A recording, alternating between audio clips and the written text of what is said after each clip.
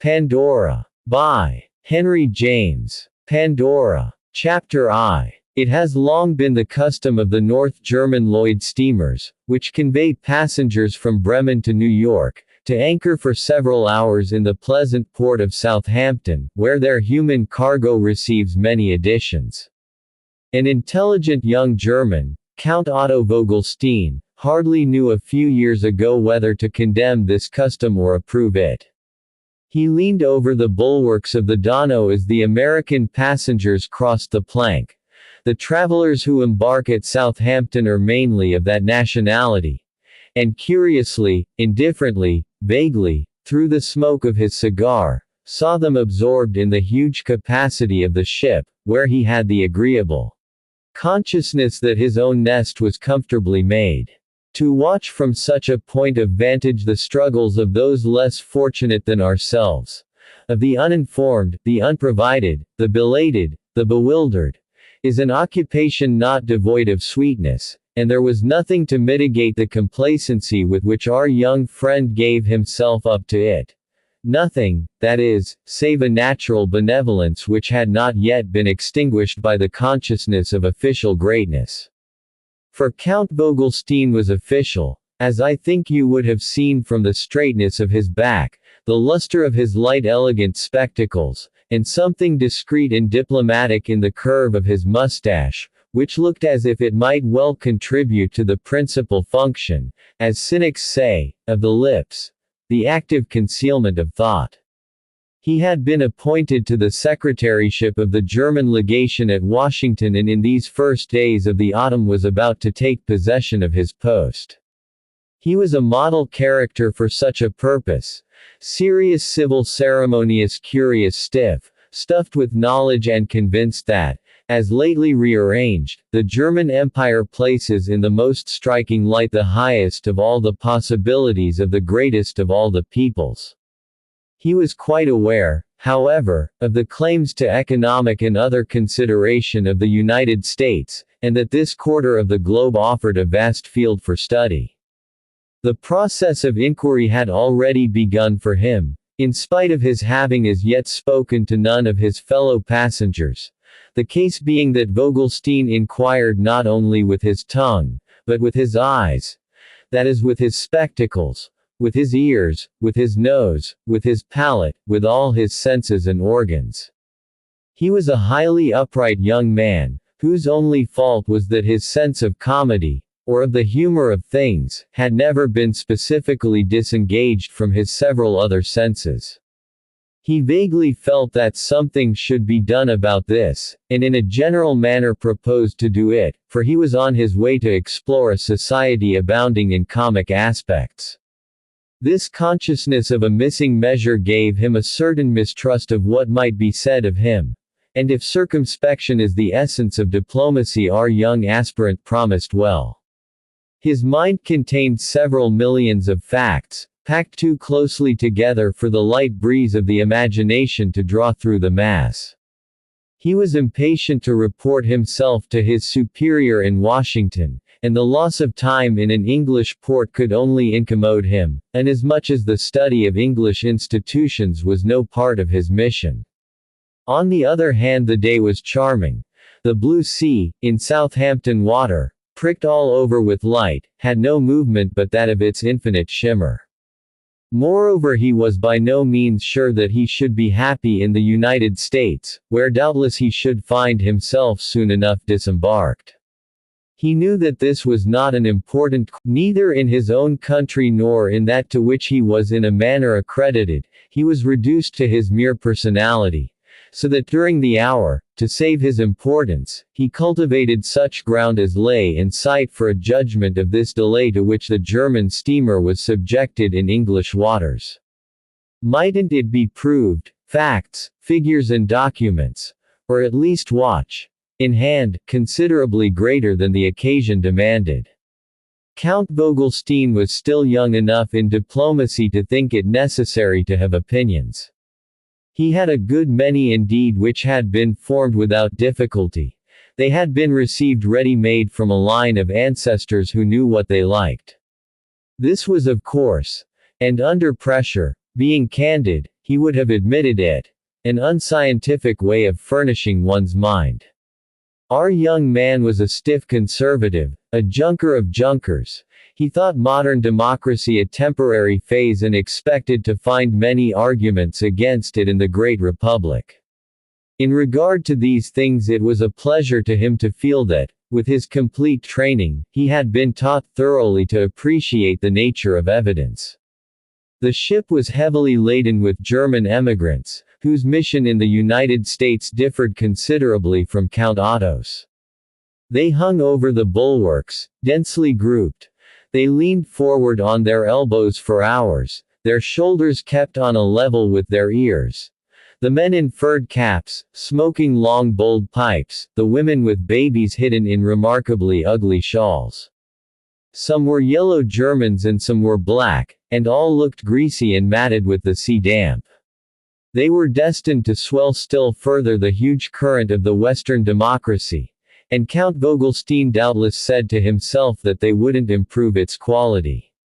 Their numbers, however, were striking, and I know not what he thought of the nature of this particular evidence. The passengers who came on board at Southampton were not of the greasy class. They were for the most part American families who had been spending the summer, or a longer period, in Europe. They had a great deal of luggage, innumerable bags and rugs and hampers and sea chairs, and were composed largely of ladies of various ages, a little pale with anticipation, wrapped also in striped shawls, though in prettier ones than the nursing mothers of the steerage, and crowned with very high hats and feathers. They darted to and fro across the gangway, looking for each other and for their scattered parcels. They separated and reunited, they exclaimed and declared, they eyed with dismay the occupants of the forward quarter, who seemed numerous enough to sink the vessel, and their voices sounded faint and far as they rose to Vogelstein's ear over the latter's great tarred sides. He noticed that in the new contingent there were many young girls, and he remembered what a lady in Dresden had once said to him, that America was the country of the Mädchen. He wondered whether he should to study, like everything else. He had known in Dresden an American family in which there were 3 daughters who used to skate with the officers, and some of the ladies now coming on board struck him as of that same habit, except that in the Dresden days feathers weren't worn quite so high. At last the ship began to creak and slowly bridge, and the delay at Southampton came to an end. The gangway was removed and the vessel indulged in the awkward evolutions that were to detach her from the land. Count Vogelstein had finished his cigar, and he spent a long time in walking up and down the upper deck. The charming English coast passed before him, and he felt this to be the last of the old world. The American coast also might be pretty. He hardly knew what one would expect of an American coast, but he was sure it would be different. Differences, however, were notoriously half the charm of travel, and perhaps even most when they couldn't be expressed in figures, numbers, diagrams or the other merely useful symbols. As yet indeed there were very few among the objects presented to sight on the steamer. Most of his fellow passengers appeared of one and the same persuasion, and that persuasion the least to be mistaken. They were Jews and commercial to a man. And by this time they had lighted their cigars and put on all manner of seafaring caps, some of them with big ear lappets which somehow had the effect of bringing out their peculiar facial type. At last the new voyagers began to emerge from below and to look about them, vaguely, with that suspicious expression of face always to be noted in the newly embarked and which, as directed to the receding land, resembles that of a person who begins to perceive himself the victim of a trick. Earth and ocean, in such glances, are made the subject of a sweeping objection, and many travelers, in the general plight, have an air at once duped and superior, which seems to say that they could easily go ashore if they would.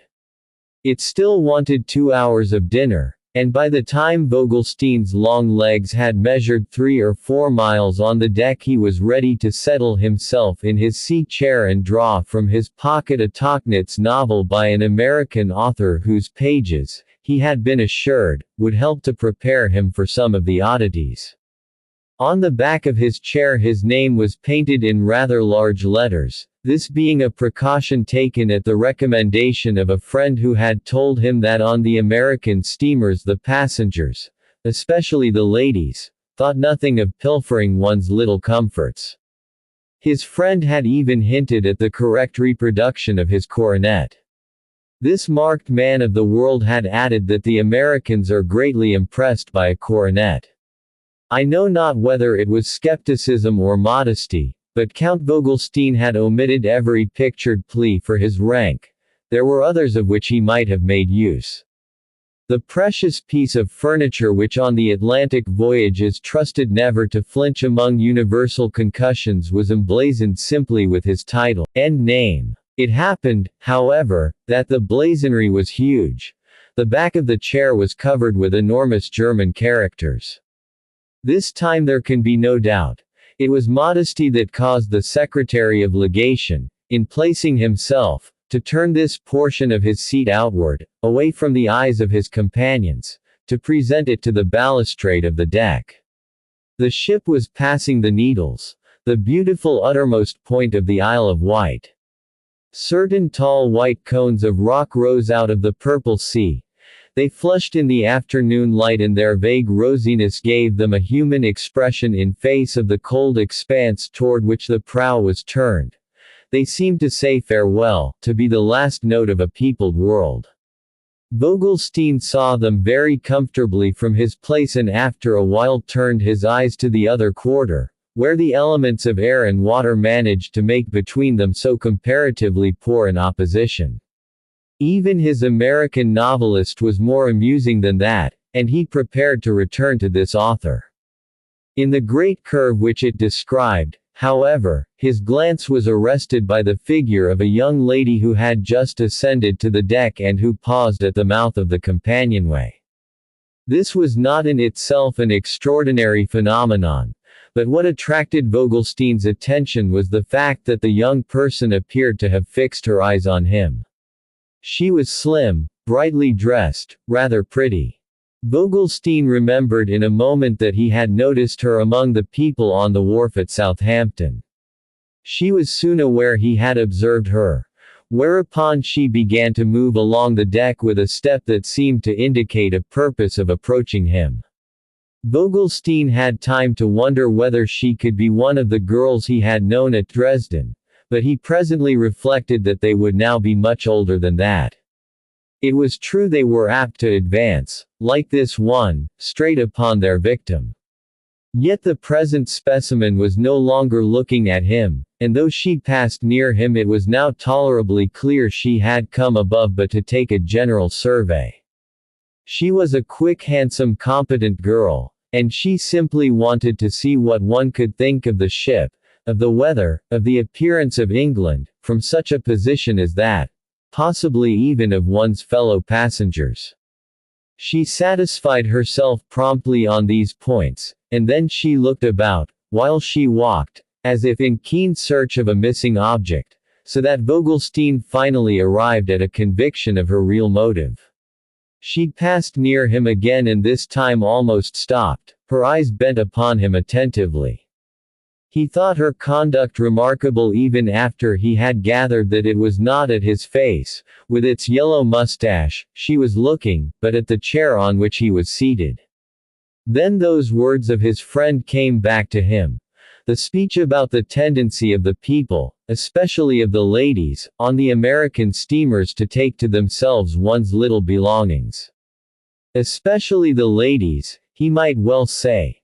For here was one who apparently wished to pull from under him the very chair he was sitting on. He was afraid she would ask him for it, so he pretended to read, systematically avoiding her eye. He was conscious she hovered near him, and was moreover curious to see what she would do. It seemed to him strange that such a nice-looking girl, for her appearance was really charming, should endeavor by arts so flagrant to work upon the quiet dignity of a secretary of legation. At last it stood out that she was trying to look round a corner, as it were, trying to see what was written on the back of his chair. She wants to find out my name. She wants to see who I am. This reflection passed through his mind and caused him to raise his eyes. They rested on her own, which for an appreciable moment she didn't withdraw. The latter were brilliant and expressive, and surmounted a delicate aquiline nose, which, though pretty, was perhaps just a trifle too hawk-like.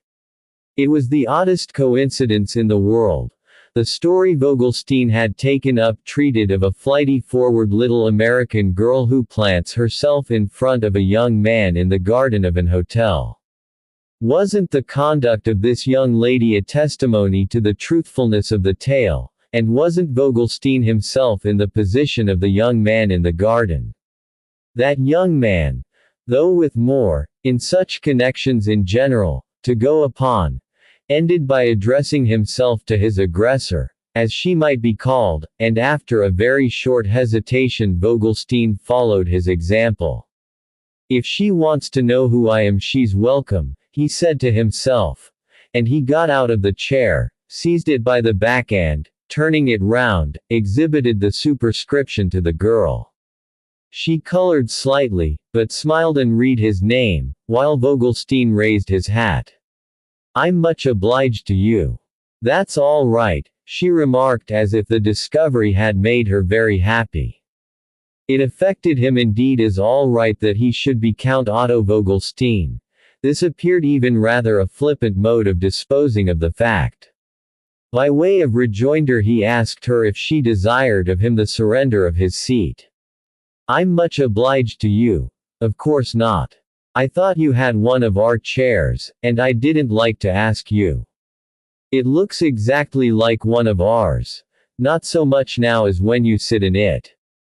Please sit down again. I don't want to trouble you. We've lost one of ours, and I've been looking for it everywhere. They look so much alike. You can't tell till you see the back. Of course I see there will be no mistake about yours," the young lady went on with a smile of which the serenity matched her other abundance. "But we've got such a small name. You can scarcely see it," she added with the same friendly intention. "Our name's just A. You mightn't think it was a name, might you, if we didn't make the most of it? If you see that on anything, I'd be so obliged if you'd tell me. It isn't for myself, it's for my mother. She's so dependent on her chair, and that one I'm looking for pulls out so beautifully.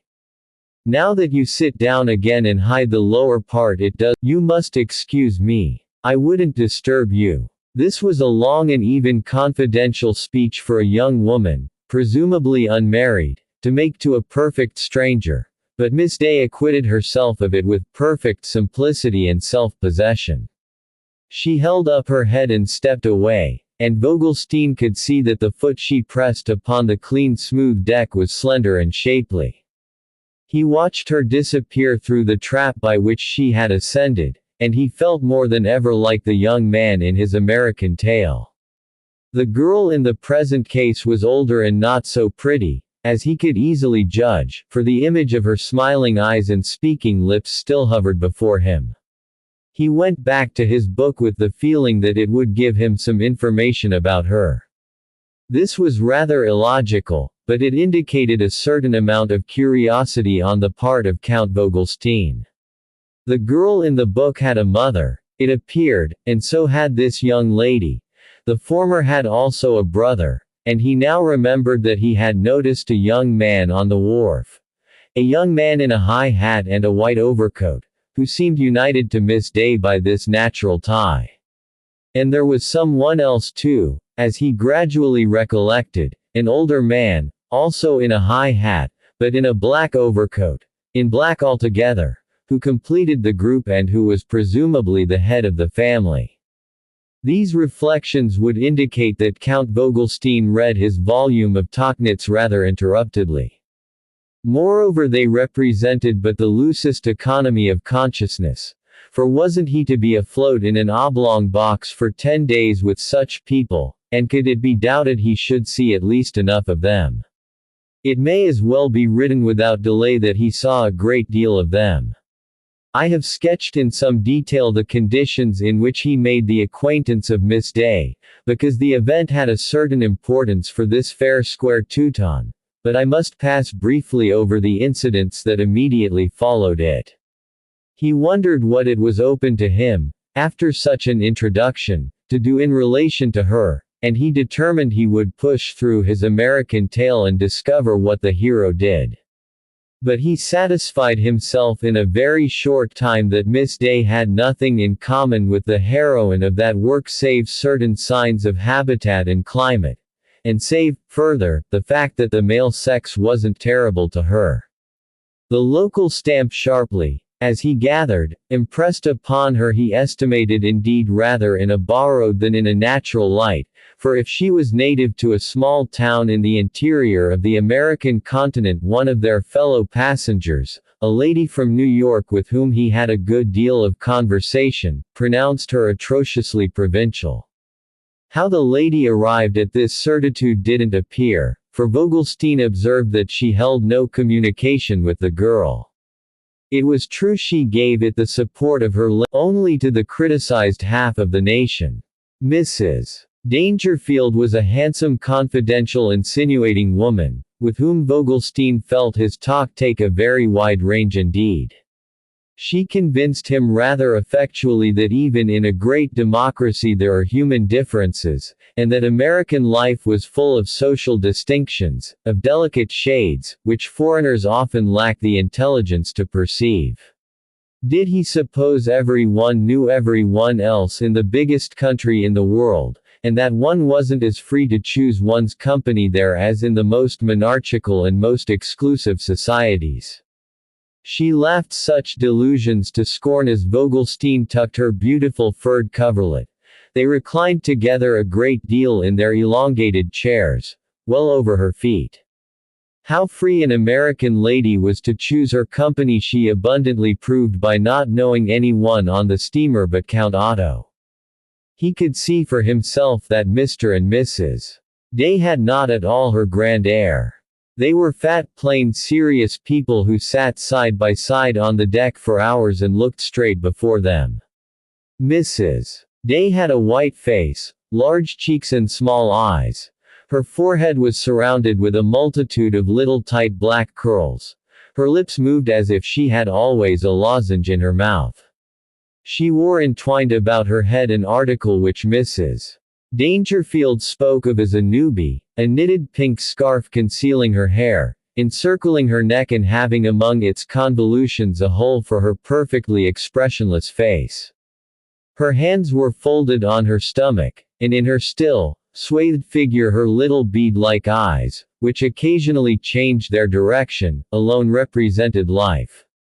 Her husband had a stiff gray beard on his chin and a bare spacious upper lip, to which constant shaving had imparted a hard glaze. His eyebrows were thick and his nostrils wide, and when he was uncovered, in the saloon, it was visible that his grizzled hair was dense and perpendicular. He might have looked rather grim and truculent hadn't it been for the mild, familiar, accommodating gaze with which his large, light-colored pupils, the leisurely eyes of a silent man, appeared to consider surrounding objects. He was evidently more friendly than fierce, but he was more diffident than friendly. He liked to have you in sight, but wouldn't have pretended to understand you much or to classify you, and would have been sorry it should put you under an obligation. He and his wife spoke sometimes, but seldom talked, and there was something vague and patient in them, as if they had become victims of a wrought spell. The spell, however, was of no sinister cast. It was the fascination of prosperity, the confidence of security, which sometimes makes people arrogant, but which had had such a different effect on this simple satisfied pair, in whom further development of every kind appeared to have been happily arrested. Were guided upstairs and installed in their customary corner by Pandora. This she had learned to be the name of their elder daughter, and she was immensely amused by her discovery. Pandora. That was in the highest degree typical. It placed them in the social scale if other evidence had been wanting. You could tell that a girl was from the interior, the mysterious interior about which Vogelstein's imagination was now quite excited, when she had such a name as that. This young lady managed the whole family, even a little the small beflounced sister, who, with bold pretty innocent eyes, a torrent of fair silky hair, a crimson fez, such as is worn by male Turks, very much askew on top of it, and a way of galloping and straddling about the ship in any company she could pick up. She had long thin legs, very short skirts and stockings of every tint. Was going home, in elegant French clothes, to resume an interrupted education. Pandora overlooked and directed her relatives. Vogelstein could see this for himself, could see she was very active and decided, that she had in a high degree the sentiment of responsibility, settling on the spot most of the questions that could come up for a family from the interior. The voyage was remarkably fine, and day after day it was possible to sit there under the salt sky and feel one's self rounding the great curves of the globe. The long deck made a white spot in the sharp black circle of the ocean and in the intense sea light, while the shadow of the smoke streamers trembled on the familiar floor. The shoes of fellow passengers, distinctive now, and in some cases irritating, passed and repassed, accompanied, in the air so tremendously open, that rendered all voices weak and most remarks rather flat, by fragments of opinion on the run of the ship. Vogelstein by this time had finished his little American story and now definitely judged that Pandora Day was not at all like the heroine. She was of quite another type. Much more serious and strenuous, and not at all keen, as he had supposed, about making the acquaintance of gentlemen. Her speaking to him that first afternoon had been, he was bound to believe, an incident without importance for herself, in spite of her having followed it up the next day by the remark, thrown at him as she passed, with a smile that was almost fraternal. "It's all right, sir. I've found that old chair." After this she hadn't spoken to him again and had scarcely looked at him. She read a great deal, and almost always French books, in fresh yellow paper. Not the lighter forms of that literature, but a volume of Sainte-Beuve, of Renan or at the most, in the way of dissipation, of Alfred de Musset.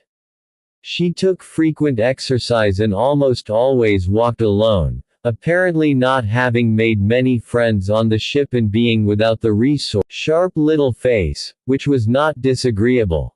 He smoked enormous cigars and began his drinking early in the day, but his appearance gave no sign of these excesses.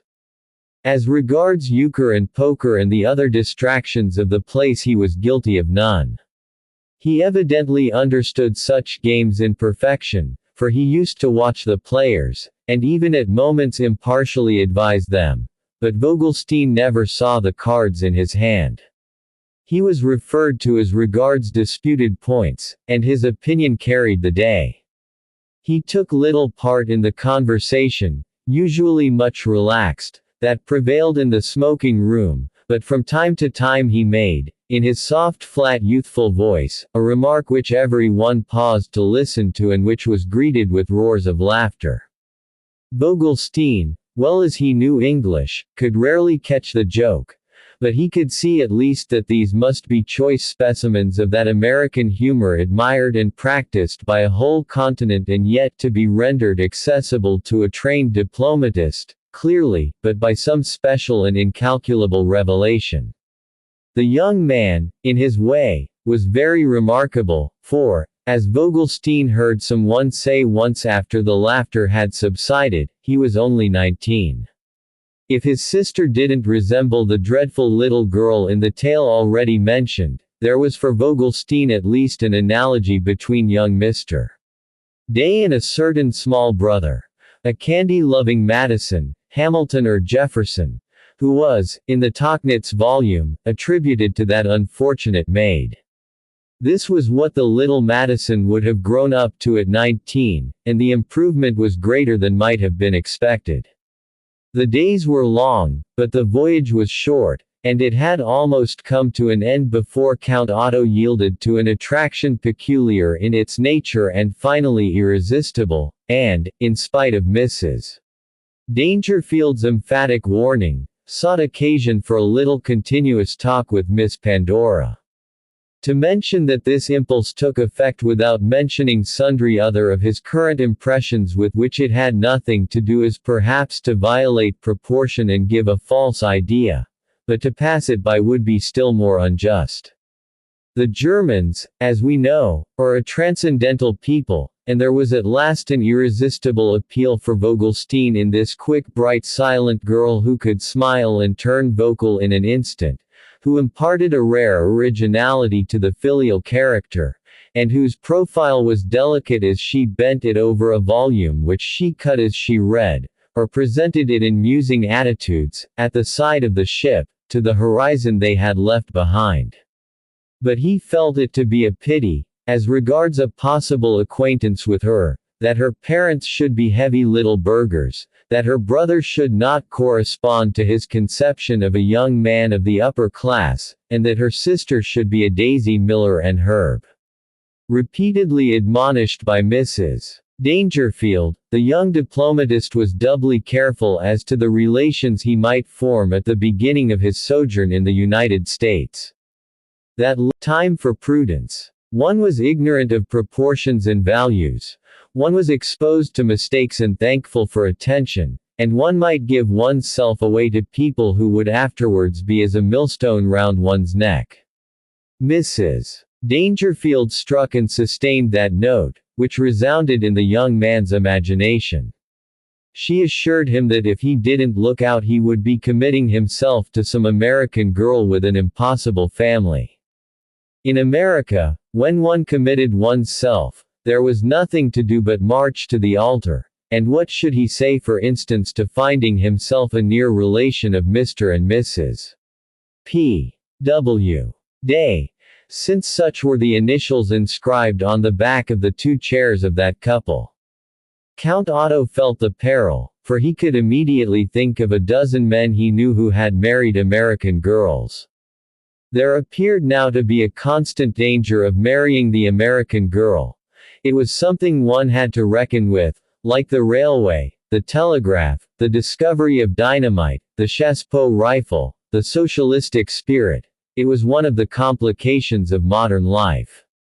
It would doubtless be too much to say that he feared being carried away by a passion for a young woman who was not strikingly beautiful and with whom he had talked, in all, but 10 minutes. But, as we recognize, he went so far as to wish that the human belongings of a person whose high spirit appeared to have no taint either of fastness, as they said in England, or of subversive opinion, and whose mouth had charming lines, should not be a little more distinguished. There was an effect of drollery in her behavior to these subjects of her zeal, whom she seemed to regard as a care, but not as an interest. It was as if they had been entrusted to her honor and she had engaged to convey them safe to a certain point. She was detached and inadvertent, and then suddenly remembered, repented and came back to tuck them into their blankets, to alter the position of her mother's umbrella, to tell them something about the run of the ship. These little offices were usually performed deftly, rapidly, with the minimum of words, and when their daughter drew near them Mr. and Mrs. Day closed their eyes after the fashion of a pair of household dogs who expect to be scratched. One morning she brought up the captain of the ship to present to them. She appeared to have a private and independent acquaintance with this officer, and the introduction to her parents had the air of a sudden happy thought. It wasn't so much an introduction as an exhibition, as if she were saying to him, "This is what they look like. See how comfortable I make them. Aren't they rather queer and rather dear little people? But they leave me perfectly free. Oh, I can assure you of that. Besides, you must see it for yourself." Mr. and Mrs. Day looked up at the high functionary who thus unbent to them with very little change of countenance, then looked at each other in the same, answering for them, She made little gestures as if in explanation to the good captain of some of their peculiarities, as for instance that he needn't expect them to speak. They closed their eyes at last. She appeared to have a kind of mesmeric influence on them, and Miss Day walked away with the important friend, who treated her with evident consideration, bowing very low, for all his importance, when the two presently after separated. Vogelstein could see she was capable of making an impression, and the moral of our little matter is that in spite of Mrs. Dangerfield, in spite of the resolutions of his prudence, in spite of the limits of such acquaintance as he had momentarily made with her, in spite of Mr. and Mrs. Day and the young man in the smoking room, she had fixed his attention.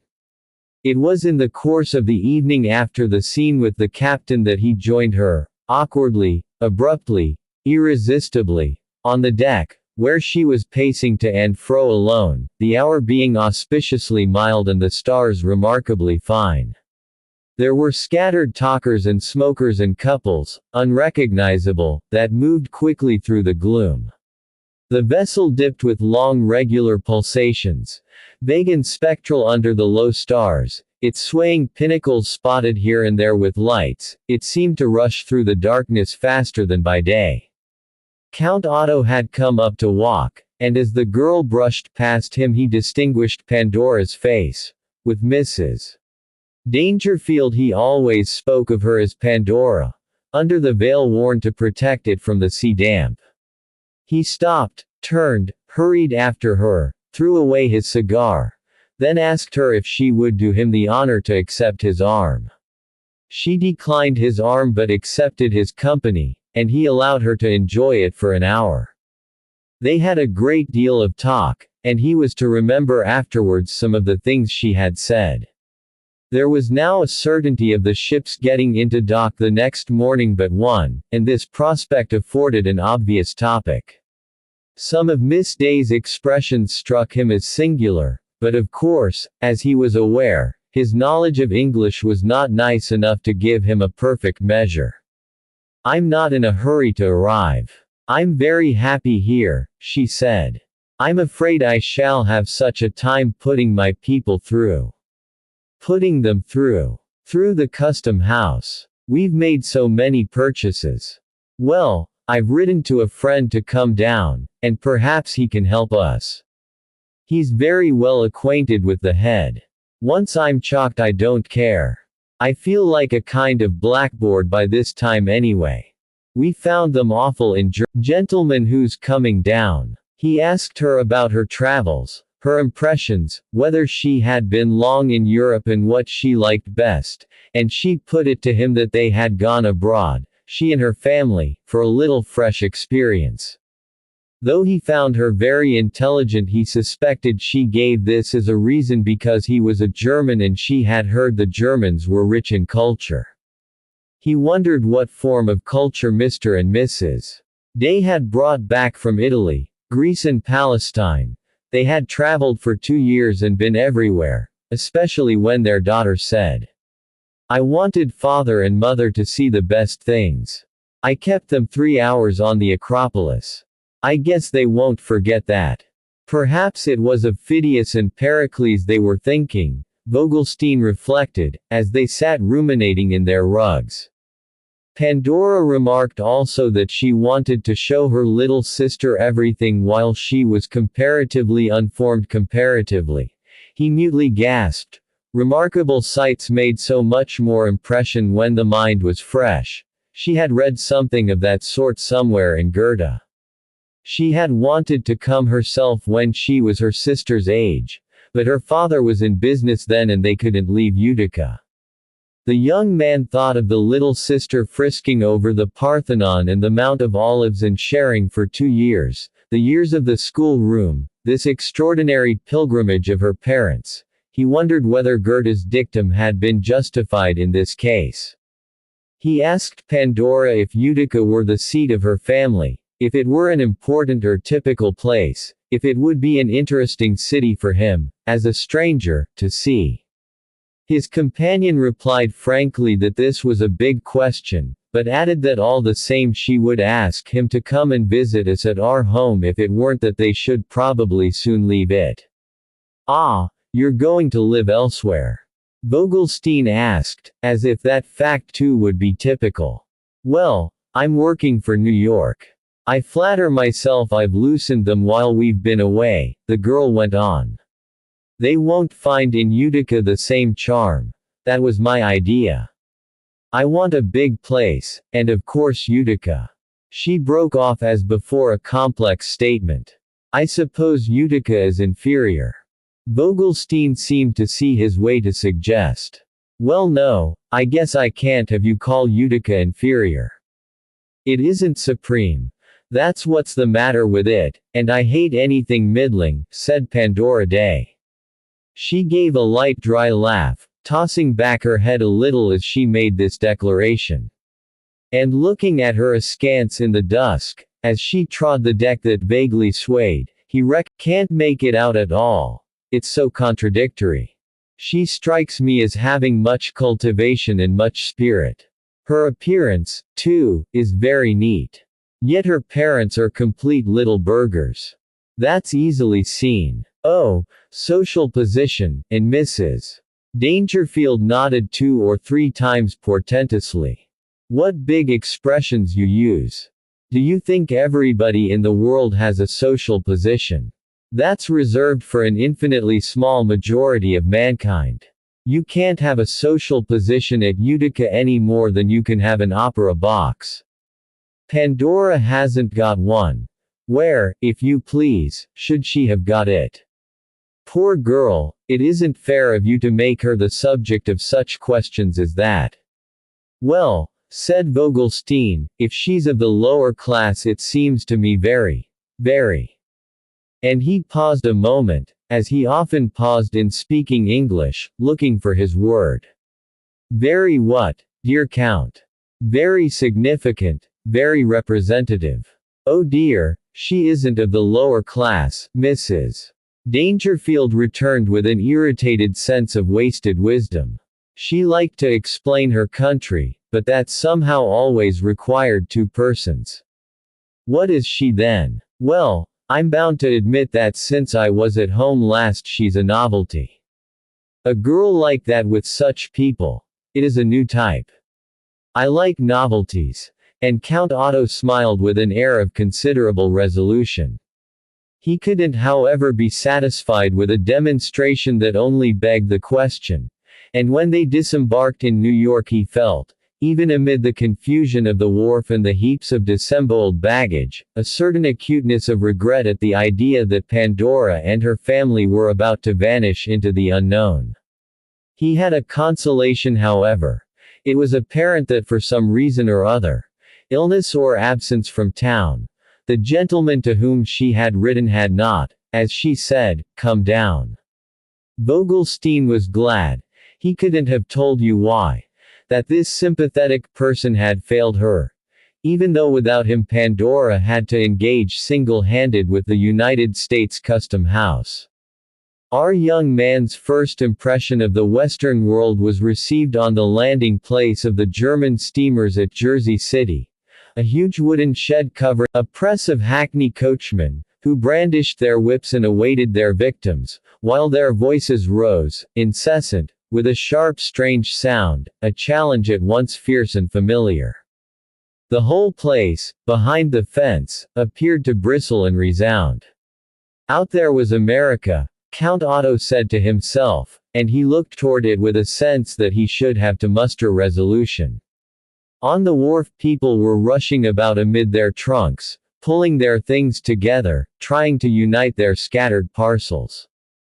They were heated and angry, or else quite bewildered and discouraged. The few that had succeeded in collecting their battered boxes had an air of flushed indifference to the efforts of their neighbors, not even looking at people with whom they had been fondly intimate on the steamer. A detachment of the officers of the customs was in attendance, and energetic passengers were engaged in attempts to drag them toward their luggage or to drag heavy pieces toward them. These functionaries were good-natured and taciturn, except when occasionally they remarked to a passenger whose open trunk stared up at them, eloquent, imploring, that they were afraid the voyage had been rather glassy. They had a friendly, leisurely, speculative way of discharging their duty, and if they perceived a victim's name written on the portmanteau they addressed him by it in a tone of old acquaintance. Vogelstein found, however, that if they were familiar they weren't indiscreet. He had heard that in America all public functionaries were the same, that there wasn't a different tenue, as they said in France, for different positions, and he wondered whether at Washington the president and ministers, whom he expected to have to see, a good deal of, would be like that. He was diverted from these speculations by the sight of Mr. and Mrs. Day seated side by side upon a trunk and encompassed apparently by the accumulations of their tour. Their faces expressed more consciousness of surrounding objects than he had hitherto recognized, and there was an air of placid expansion in the mysterious couple which suggested that this consciousness was agreeable. Mr. and Mrs. Day were, as they would have said, real glad to get back. At a little distance, on the edge of the dock, our observer remarked their son, who had found a place where, between the sides of two big ships, he could see the ferry boats pass, the large pyramidal Lolatan ferry boats of American waters. He stood there, patient and considering, with his small neat foot on a coil of rope, his back to everything that had been disembarked, his neck elongated in its polished cylinder, while the fragrance of his big cigar mingled with the odor of the rotting piles, and his little sister, beside him, hugged a huge post and tried to see how far she could crane over the water without falling in. Vogelstein's servant was off in search of an examiner. Count Otto himself had got his things together and was waiting. Before it began he said a word to young Mr. Day, raising his hat at the same time to the little girl, whom he had not yet greeted and who dodged his salute by swinging herself boldly outward to the dangerous side of the pier. She was indeed still unformed, but was evidently as light as a feather. "I see you're kept waiting like me. It's very tiresome," Count Otto said. The young American answered without looking behind him. "As soon as we're started we'll go all right. My sister has written to a gentleman to come down. I've looked for Miss Day to bid her goodbye," Vogelstein went on, "but I don't see her. I guess she has gone to meet that gentleman. He's a great friend of hers. I guess he's her lover," the little girl broke out. She was always writing to him in Europe. Her brother puffed his cigar in silence a moment. "That was only for this. I'll tell on you, sis," he presently added. But the younger Miss Day gave no heed to his menace. She addressed herself only, though with all freedom, to Vogelstein. "This is New York. I like it better than Utica." He had no time to reply, for his servant had arrived with one of the dispensers of fortune. But as he turned away he wondered, in the light of the child's preference, about the towns of the interior. He was naturally exempt from the common doom. The officer who took him in hand, and who had a large straw hat and a diamond breastpin, was quite a man of the world, and in reply to the Count's formal declarations only said, "Well, I guess it's all right. I guess I'll just pass you," distributing chalk marks as if they had been so many love pats. The servant had done some superfluous unlocking and unbuckling, and while he closed the pieces the officer stood there wiping his forehead and conversing with Vogelstein. "First visit to our country, sir. Quite alone. No ladies." Of course the ladies are what we're most after. It was in this manner he expressed himself, while the young diplomatist wondered what he was waiting for and whether he ought to slip something into his palm. But this representative of order left our friend only a moment in suspense. He presently turned away with the remark quite paternally uttered, that he hoped the Count would make quite a stay, upon which the young man saw how wrong he should have been to offer a tip. It was simply the American manner, which had a finish of its own after all. Vogelstein's servant had secured a porter with a truck, and he was about to leave him. She had an open letter in her hand which she gave him to read and over which he cast his eyes, thoughtfully stroking his beard. Then she led him away to where her parents sat on their luggage. Count Otto sent off his servant with the porter and followed Pandora, to whom he really wished to address a word of farewell. The last thing they had said to each other on the ship was that they should meet again on shore.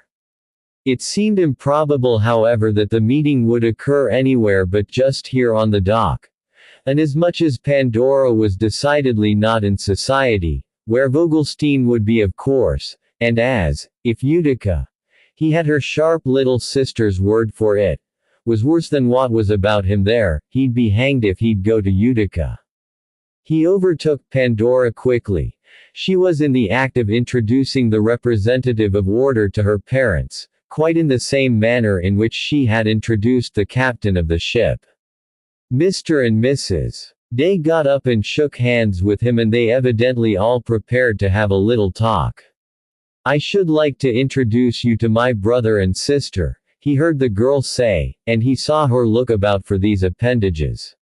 He caught her eye as she did so, and advanced with his hand outstretched, reflecting the while that evidently the Americans, whom he had always heard described as silent and practical, rejoiced to extravagance in the social graces. They dawdled and chattered like so many Neapolitans. "Goodbye, Count Vogelstein," said Pandora, who was a little flushed with her various exertions but didn't look the worse for it. "I hope you'll have a splendid time and appreciate our country." "I hope you'll get through all right," Vogelstein answered, smiling and feeling himself already more idiomatic. "That gentleman's sick that I wrote to," she rejoined. "Isn't it too bad? But he sent me down a letter to a friend of his, one of the examiners, and I guess we won't have any trouble. Mr. Lansing, let me make you acquainted with Count Vogelstein," she went on, presenting to her fellow passenger the wearer of the straw hat and the breastpin, who shook hands with the young German as if he had never seen him before. Vogelstein's heart rose for an instant to his throat. He thanked his stars he hadn't offered a tip to the friend of a gentleman who had often been mentioned to him and who had also been described by a member of Pandora's family as Pandora's lover. "It's a case of ladies this time, Mr. Lansing remarked to him with a smile which seemed to confess surreptitiously, and as if neither party could be eager, to recognition. "Well, Mr. Bellamy says you'll do anything for him," Pandora said, smiling very sweetly at Mr. Lansing. "We haven't got much. We've been gone only 2 years. Mr. Lansing scratched his head a little behind, with a movement that sent his straw hat forward in the direction of his nose. "I don't know as I'd do anything for him that I wouldn't do for you," he responded with an equal geniality. "I guess you'd better open that one," and he gave a little affectionate kick to one of the trunks. "Oh mother, isn't he lovely? It's only your sea things," Pandora cried, stooping over the coffer with the key in her hand. "I don't know as I like showing them," Mrs. Day modestly murmured. Vogelstein made his German salutation to the company in general, and to Pandora he offered an audible goodbye, which she returned in a bright friendly voice, but without looking round as she fumbled at the lock of her trunk. "We'll try another, if you like," said Mr. Lansing good-humoredly. "Oh no, it has got to be this one. Goodbye, Count Vogelstein. I hope you'll judge us correctly." The young man went his way and passed the barrier of the dock. Here he was met by his English valet with a face of consternation which led him to ask if a cab weren't forthcoming. "They call 'em axe, air, sir," said the man, "and they're beyond everything. He wants 30 shillings to take you to the inn." Vogelstein hesitated a moment. "Couldn't you find a German?" "By the way he talks he is a German," said the man, and in a moment Count Otto began his career in America by discussing the tariff of hackney coaches in the language of the fatherland. Chapter 2. He went wherever he was asked, on principle, partly to study American society and partly because in Washington pastimes seemed to him not so numerous that one could afford to neglect occasions. At the end of 2 winters he had naturally had a good many of various kinds.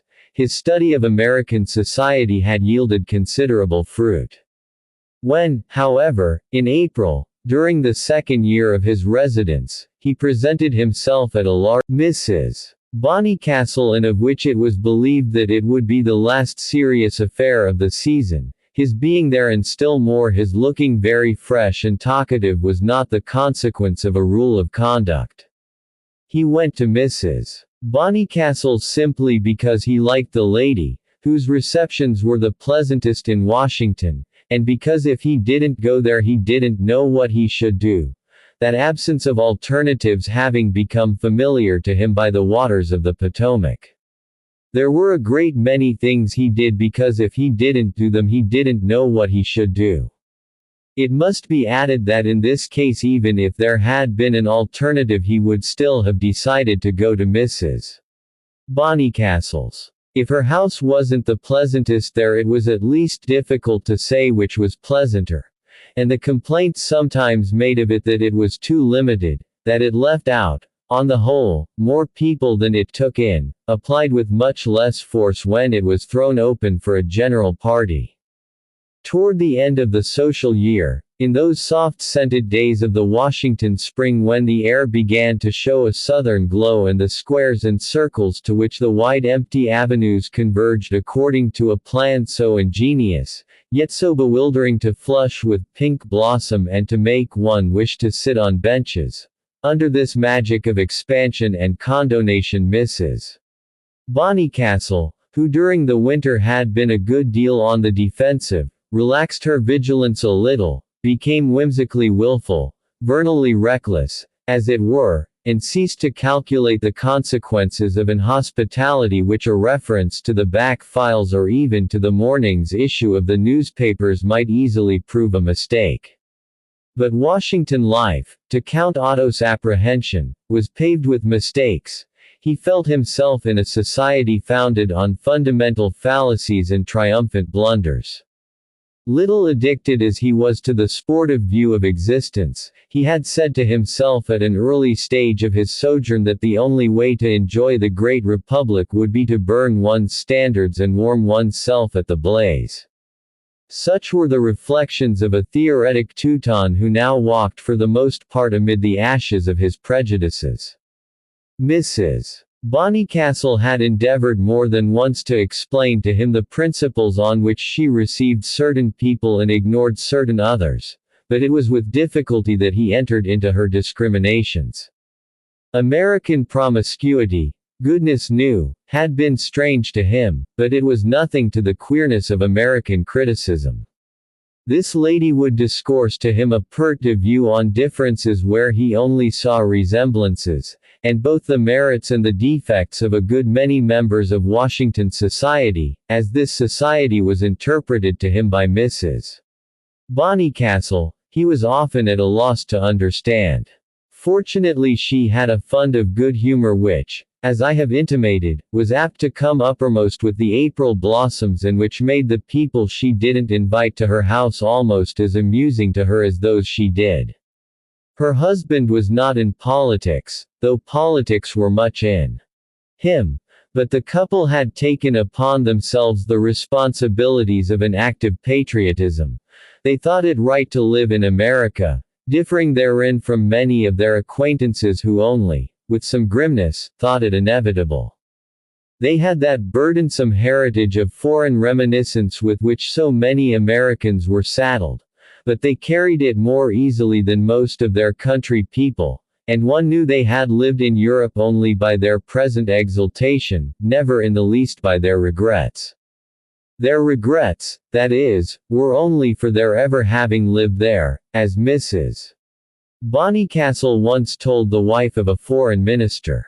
They solved all their problems successfully, including those of knowing none of the people they didn't wish to, and of finding plenty of occupation in a society supposed to be meagerly provided with resources for that body which Vogelstein was to hear invoked, again and again, with the mixture of desire and of deprecation that might have attended the mention of a secret vice, under the name of a leisure class. When as the warm weather approached they opened both the wings of their house door, it was because they thought it would entertain them and not because they were conscious of a pressure. Alfred Bonnycastle all winter indeed chafed a little at the definiteness of some of his wife's reserves. It struck him that for Washington their society was really a little too good. Vogelstein still remembered the puzzled feeling it had cleared up somewhat now, with which, more than a year before, he had heard Mr. Bonnycastle exclaim one evening, after a dinner in his own house, when every guest but the German secretary who often sat late with the pair had departed, "Hang it, there's only a month left. Let us be vulgar and have some fun. Let us invite the president."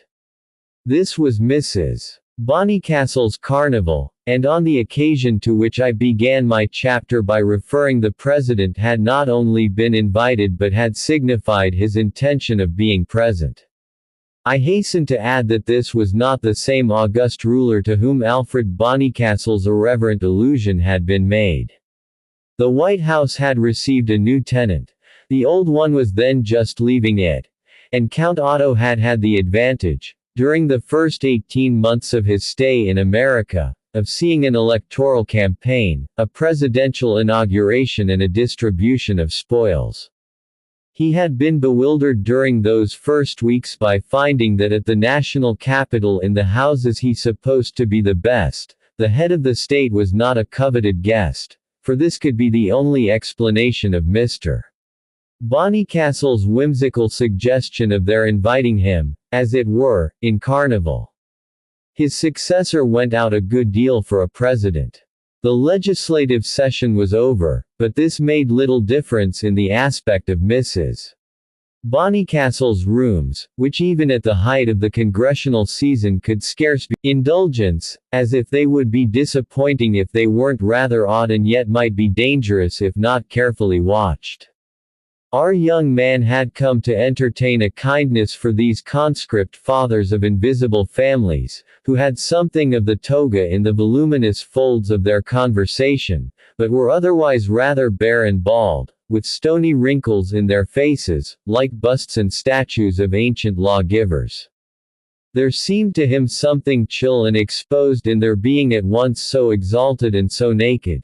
There were frequent lonesome glances in their eyes, as if in the social world their legislative consciousness longed for the warmth of a few comfortable laws ready-made.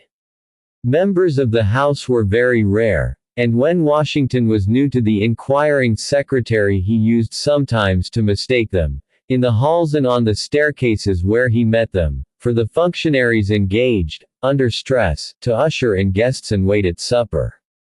It was only a little later that he perceived these latter public characters almost always to be impressive and of that rich racial hue which of itself served as a livery. At present, however, such confounding figures were much less to be met than during the months of winter, and indeed they were never frequent at Mrs. Bonnycastle's. At present the social vistas of Washington, like the vast fresh flatness of the lettered and numbered streets, which at this season seemed to Vogelstein more spacious and vague than ever, suggested but a paucity of political phenomena. Count Otto that evening knew every one or almost every one. There were often inquiring strangers, expecting great things, from New York and Boston, and to them, in the friendly Washington way, the young German was promptly introduced. It was a society in which familiarity reigned and in which people were liable to meet 3 times a day, so that their ultimate essence really became a matter of importance. "I've got 3 new girls," Mrs. Bonnycastle said. "You must talk to them all at once." Vogelstein asked, reversing in fancy a position not at all unknown to him. He had so repeatedly heard himself addressed in even more than triple simultaneity. Oh no, you must have something different for each. You can't get off that way. Haven't you discovered that the American girl expects something especially adapted to herself? It's very well for Europe to have a few phrases that will do for any girl. The American girl isn't any girl. She's a remarkable specimen in a remarkable species. But you must keep the best this evening for Miss Day. You had been looking for her over the globe. So you know her already. And you call her by her pet name. Oh no, I don't know her. That is, I haven't seen her or thought of her from that day to this. We came to America in the same ship. Isn't she an American then? Oh yes. She lives at Utica. In the interior. In the interior of Utica. You can't mean my young woman then, who lives in New York, where she's a great beauty and a great belle and has been immensely admired this winter. After all, said Count Otto, considering and a little disappointed, the name's not so uncommon, it's perhaps another. But has she rather strange eyes, a little yellow, but very pretty, and a nose a little arched? I can't tell you all that. I haven't seen her. She's staying with Mrs. Steuben. She only came a day or two ago, and Mrs. Steuben's to bring her. When she wrote to me to ask leave, she told me what I tell you. They haven't come yet. Vogelstein felt a quick hope that the subject of this correspondence might indeed be the young lady he had parted from on the dock at New York, but the indications seemed to point another way, and he had no wish to cherish an illusion. It didn't seem to him probable that the energetic girl who had introduced him to Mr.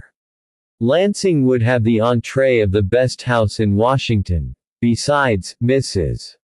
Bonnycastle's guest was described as a beauty and belonging to the brilliant city. What's the social position of Mrs. Steuben? It occurred to him to ask while he meditated. He had an earnest, artless, literal way of putting such a question as that. You could see from it that he was very thorough. Mrs. Bonnycastle met it, however, but, with mocking laughter.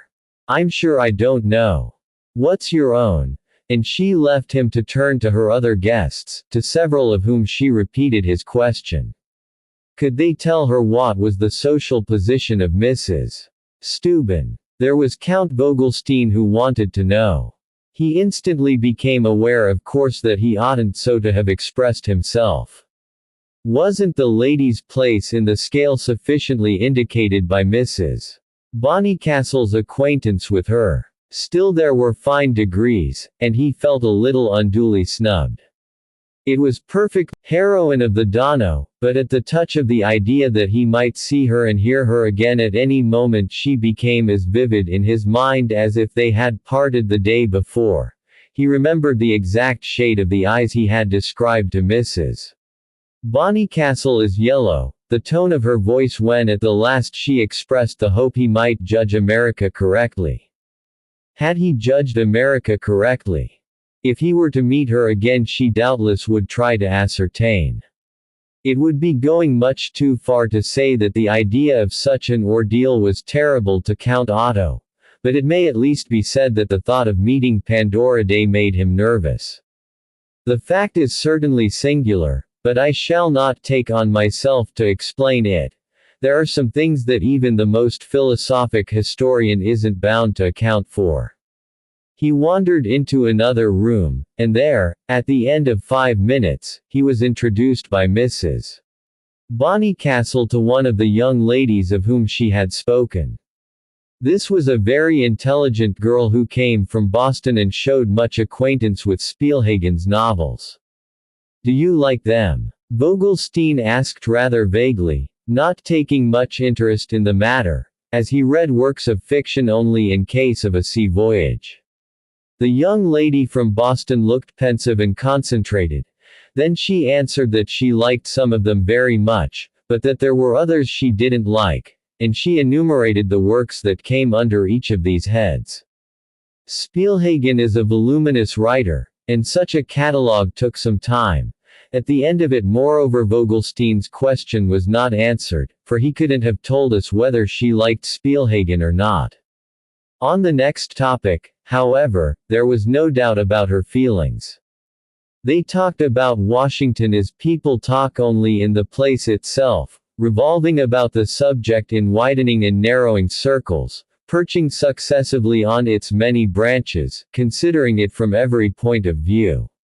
Our young man had been long enough in America to discover that after half a century of social neglect, Washington had become the fashion and enjoyed the great advantage of being a new resource in conversation. This was especially the case in the months of spring, when the inhabitants of the commercial cities came so far southward to escape, after the long winter, that final affront. They were all agreed that Washington was fascinating, and none of them were better prepared to talk it over than the Bostonians. Vogelstein originally had been rather out of step with them. He hadn't seized their point of view, hadn't known with what they compared this object of their infatuation. But now he knew everything. He had settled down to the pace. There wasn't more than one newcomer, one visitor in the freshness of initiation. This was why Mrs. Bonnycastle's expression of a wish to introduce him to three young ladies had startled him a little. He saw a certain process, in which he flattered himself that he had become proficient, but which was after all tolerably exhausting, repeated for each of the damsels. After separating from his judicious Bostonian, he rather evaded Mrs. Bonnycastle, contenting himself with the conversation of old friends, pitched for the most part in a lower and easier key.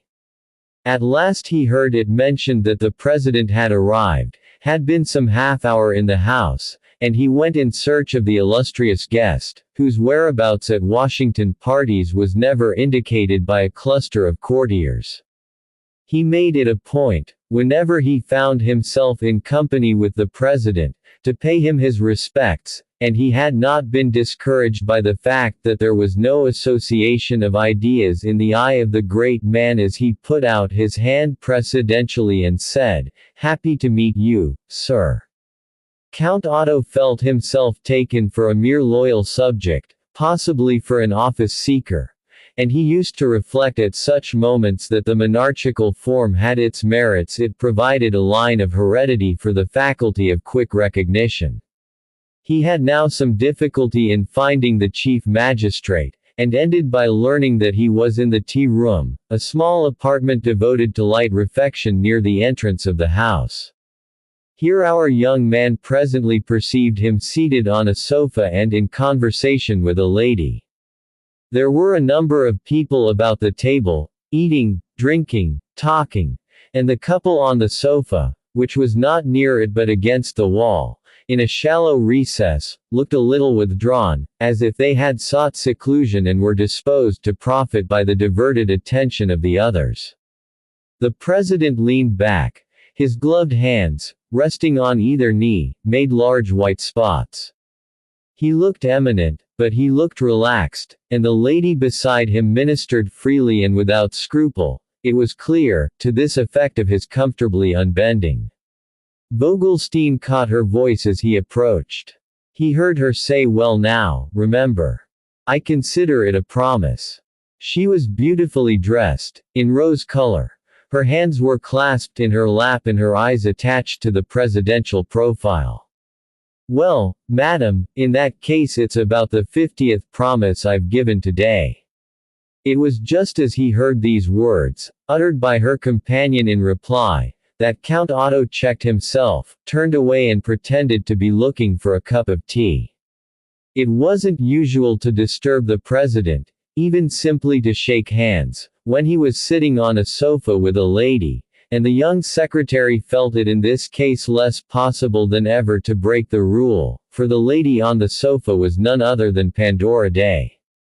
He had recognized her without her appearing to see him, and even with half an eye, as they said, had taken in that she was now a person to be reckoned with. She had an air of elation, of success. She shone, to intensity, in her rose-colored dress. She was extracting promises from the ruler of 50 millions of people. What an odd place to meet her, her old shipmate thought, and how little one could tell, after all, in America, who people were. He didn't want to speak to her yet. He wanted to wait a little and learn more. But meanwhile there was something attractive in the fact that she was just behind him, a few yards off, that if he should turn he might see her again. It was she Mrs. Bonnycastle had meant. It was she who was so much admired in New York. Her face was the same, yet he had made out in a moment that she was vaguely prettier. He had recognized the arch of her nose, which suggested a fine ambition. He took some tea, which he hadn't desired, in order not to go away. He remembered her entourage on the steamer. Her father and mother, the silent senseless burghers, so little of the world, her infant sister, so much of it, her humorous brother with his tall hat and his influence in the smoking room. He remembered Mrs. Dangerfield's warnings, yet her perplexities too, and the letter from Mr. Bellamy, and the introduction to Mr.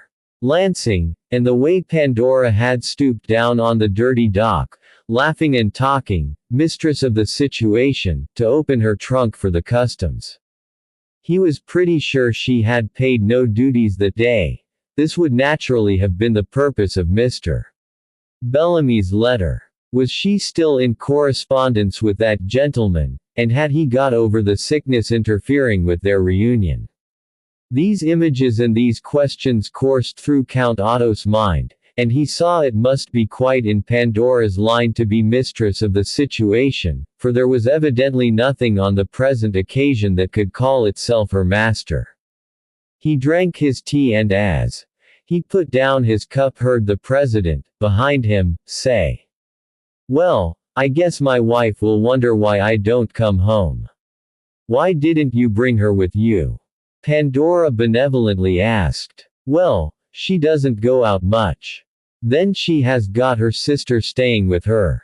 Mrs. Runkle, from Natchez. She's a good deal of an invalid, and my wife doesn't like to leave her. She must be a very kind woman." And there was a high mature competence in the way the girl sounded the note of approval. "Well, I guess she, all right. There's nothing like keeping it up." "Well," said the president, "I must bid goodbye to these bright folks." Vogelstein heard him rise from the sofa with his companion, after which he gave the pair time to pass out of the room before him. They did it with a certain impressive deliberation, people making way for the ruler of 50 millions and looking with a certain curiosity at the striking pink person at his side. When a little later he followed them across the hall, into one of the other rooms, he saw the host and hostess accompany the president to the door and two foreign ministers and a judge of the Supreme Court address themselves to Pandora Day. He resisted the impulse to join this circle. If he should speak to her at all he would somehow wish it to be in more privacy. She continued nevertheless to occupy him, and when Mrs. Bonnycastle came back from the hall he immediately approached her with an appeal. "I wish you'd tell me something more about that girl. That one opposite and in pink. The lovely day. That's what they call her, I believe. I wanted you to talk with her. I find she is the one I've met. But she seems to be so different here. I can't make it out," said Count Otto. There was something in his expression that again moved Mrs. Bonnycastle to mirth. "How we do puzzle you Europeans. You look quite bewildered. I'm sorry I look so. I try to hide it. But of course we're very simple. Let me ask then a simple earnest childlike question. Are her parents also in society?" "Parents in society? Du tombez vous. Did you ever hear of the parents of a triumphant girl in rose color, with a nose all her own, in society? Is she then all alone?" he went on with a strain of melancholy in his voice. Mrs. Bonnycastle launched at him all her laughter. "You're too pathetic. Don't you know what she is? I supposed of course you knew. It's exactly what I'm asking you. Why she's the new type. It has only come up lately. They have had articles about it in the papers. That's the reason I told Mrs. Steuben to bring her. The new type. What new type, Mrs. Bonnycastle? He returned pleadingly. So conscious was he that all types in America were new. Her laughter checked her reply a moment, and by the time she had recovered herself, the young lady from Boston, with whom Vogelstein had been talking, stood there to take leave. This, for an American type, was an old one, he was sure, and the process of parting between the guest and her hostess had an ancient elaboration. Count Otto waited a little. Then he turned away and walked up to Pandora Day, whose group of interlocutors had now been reinforced by a gentleman who had held an important place in the cabinet of the late occupant of the presidential chair. He had asked Mrs. Bonnycastle if she were all alone, but there was nothing in her present situation to show her for solitary. She wasn't sufficiently alone for our friend's taste, but he was impatient and he hoped she'd give him a few words to himself. She recognized him without a moment's hesitation and with the sweetest smile, a smile matching to a shade the tone in which she said, "I was watching you. I wondered if you weren't going to speak to me." Miss Day was watching him, one of the foreign ministers exclaimed, and we flattered ourselves that her attention was all with us. "I mean before," said the girl, "while I was talking with the president." At which the gentlemen began to laugh, one of them remarking that this was the way the absent were sacrificed, even the great, while another put on record that he hoped Vogelstein was duly flattered. "Oh, I was watching the president too," said Pandora. "I've got to watch him. He has promised me something. It must be the mission to England," the judge of the Supreme Court suggested. "A good position for a lady. They've got a lady at the head over there." "I wish they would send you to my country," one of the foreign ministers suggested. "I'd immediately get recalled." "Why, perhaps in your country I wouldn't speak to you. It's only because you're here," the ex-heroine of the Dano returned with a gay familiarity which evidently ranked with her but as one of the arts of defense. "You'll see what mission it is when it comes out. But I'll speak to Count Vogelstein anywhere," she went on. "He's an older friend than any right here. I've known him in oh, I don't mean that so much. We had a beautiful voyage and there wasn't any tempest. I mean when I was living in Utica. That's a watery waste if you like, and a tempest there would have been a pleasant variety. Your parents seemed to me so peaceful." Her associate in the other memories sighed with a vague wish to say something sympathetic. "Oh, you haven't seen them ashore. At Utica they were very lively. But that's no longer our natural home. Don't you remember I told you I was working for New York? Well, I worked. Elle had to work hard. But we've moved." Count Otto clung to his interest. "And I hope they're happy. My father and mother. Oh, they will be, in time. I must give them time. They're very young yet, they've years before them. And you've been always in Washington." Pandora continued. "I suppose you've found out everything about everything." "Oh no, there are some things I can't find out. Come and see me and perhaps I can help you. I'm very different from what I was in that phase. I've advanced a great deal since then." "Oh, how was Miss Day in that phase?" asked a cabinet minister of the last administration. "She was delightful, of course," Count Otto said. "He's very flattering. I didn't open my mouth." Pandora cried. "Here comes Mrs. Steuben to take me to some other place. I believe it's a literary party near the Capitol. Everything seems so separate in Washington. Mrs. Steuben's going to read a poem. I wish she'd read it here. Wouldn't it do as well?" This lady, arriving, signified to her young friend the necessity of their moving on. But Miss Day's companions had various things to say to her before giving her up. She had a vivid answer for each, and it was brought home to Vogelstein while he listened that this would be indeed, in her development, as she said, another phase. Daughter of small burghers as she might be, she was really brilliant. He turned away a little, and while Mrs. Places and had been at her house. She was the widow of a commodore, was a handsome, mild, soft, swaying person, whom everyone liked, with glossy bands of black hair and a little ringlet depending behind each ear. Someone had said that she looked like the vieux jeu idea of the queen in Hamlet. She had written verses which were admired in the South, wore a full-length portrait of the Commodore on her bosom, and spoke with the accent of Savannah. She had about her a positive strong odor of Washington. It had certainly been very superfluous in our young man to question Mrs. Bonnycastle about her social position. "Do kindly tell me," he said, lowering his voice, "what's the type to which that young lady belongs?" "Mrs. Bonnycastle tells me it's a new one." Mrs. Steuben for a moment fixed her liquid eyes on the Secretary of Legation. "She always seemed to be translating the prose of your speech into the finer rhythms with which her own mind was familiar.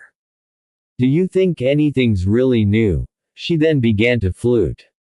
"I'm very fond of the old. You know that's a weakness of we Southerners." The poor lady, it will be observed, had another weakness as well. What we often take to be the new is simply the old under some novel form. Were there not remarkable natures in the past? If you doubt it, you should visit the South, where the past still lingers. Vogelstein had been struck before this with Mrs. Steuben's pronunciation of the word by which her native latitudes were designated. Transcribing it from her lips, you would have written it as the nearest approach the sooth. But at present he scarce heeded this peculiarity. He was wondering rather how a woman could be at once so copious and so uninforming. What did he care about the past or even about the sooth? He was afraid of starting her again. He looked at her, discouraged and helpless, as bewildered almost as Mrs. Bonnycastle had found him half an hour before, looked also at the Commodore, who, on her bosom, seemed to breathe again with his widow's respirations. "Call it an old type then if you like," he said in a moment. "All I want to know is what type it is. It seems impossible," he gasped, "to find out. You can find out in the newspapers. They've had articles about it. They write about everything now. But it isn't true about Miss Day. It's one of the first families. Her great-grandfather was in the Revolution. Pandora by this asked. I'm telling Count Vogelstein about him. Why are you asking about my ancestors? The girl demanded of the young German with untempered brightness. Is that the thing you said just now that you can't find out? Well, if Mrs. Steuben will only be quiet, you never will. Mrs. Steuben shook her head rather dreamily. Well, it's no trouble for we of the sooth to be quiet. There's a kind of languor in our blood. Besides, we have to be today.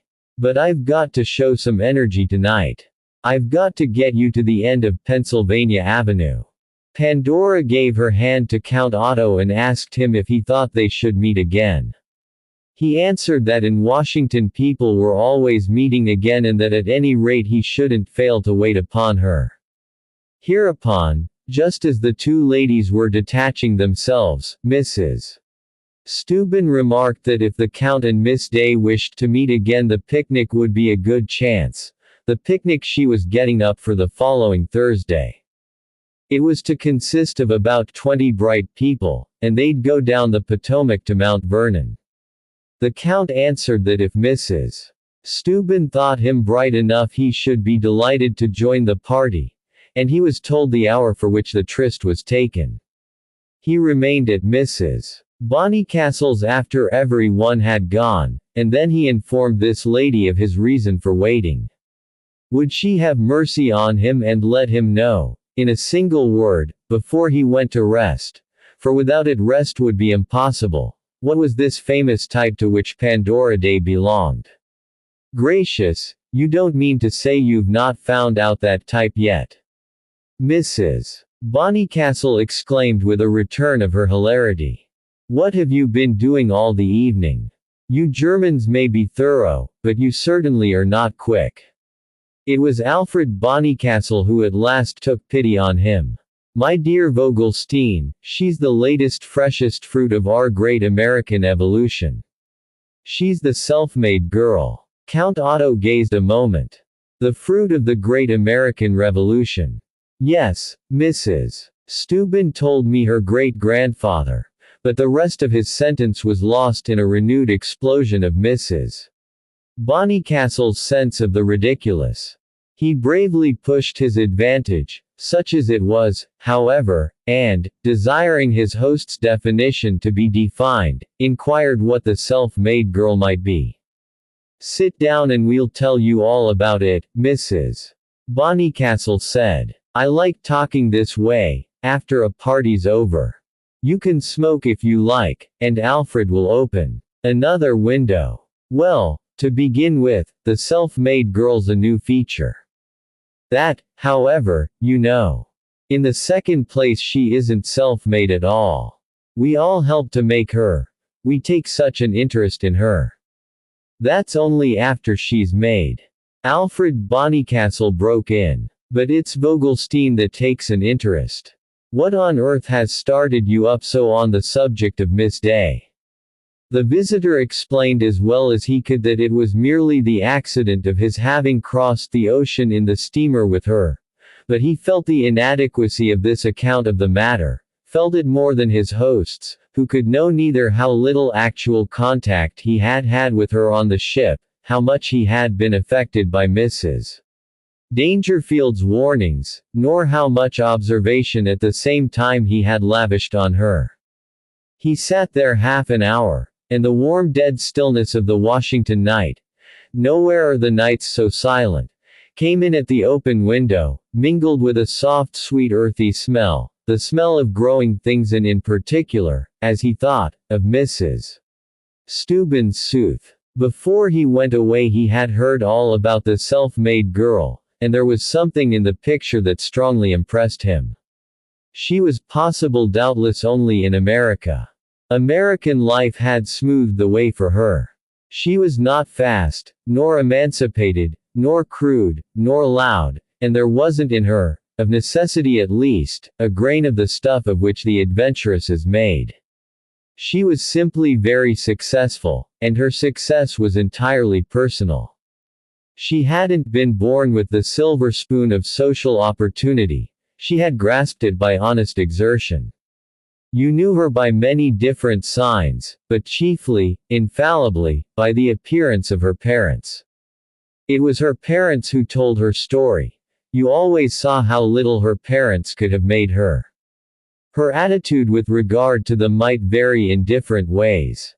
As the great fact on her own side was that she had lifted herself from a lower social plane, done it all herself, and done it by the simple lever of her personality, it was naturally to be expected that she would leave the authors of her mere material being in the shade. Sometimes she had them in her wake, lost in the bubbles and the foam that showed where she had passed. Sometimes, as Alfred Bonnycastle said, she let them slide altogether. Sometimes she kept them in close confinement, resorting to them under cover of night and with every precaution. Sometimes she exhibited them to the public in discreet glimpses, in prearranged attitudes. But the general characteristic of the self-made girl was that, though it was frequently understood that she was privately devoted to her kindred, she never attempted to impose them on society, and it was striking that, though in some of her manifestations a bore, she was at her worst less of a bore than they. They were almost always solemn and portentous, and they were for the most part of a deathly respectability. She wasn't necessarily snobbish, unless it was snobbish to want the best. Then she was. She took on the contrary a stand of her own and attracted things to herself. Naturally she was possible only in America, only in a country where whole ranges of competition and comparison were absent. The natural history of this interesting creature was at last completely laid bare to the earnest stranger, who, as he sat there in the animated stillness, with the fragrant breath of the Western world in his nostrils, was convinced of what he had already suspected, that conversation in the Great Republic was more yearningly, not to say gropingly, psychological than elsewhere. Another thing, as he learned, that you knew the self-made girl by was her culture, which was perhaps a little too restless and obvious. She had usually got into society more or less by reading, and her conversation was apt to be garnished with literary allusions, even with familiar quotations. Vogelstein hadn't had time to observe this element as a developed form in Pandora Day, but Alfred Bonnycastle hinted that he wouldn't trust her to keep it under in a tête-à-tête. It was needless to say that these young persons had always been to Europe. That was usually the first place they got to.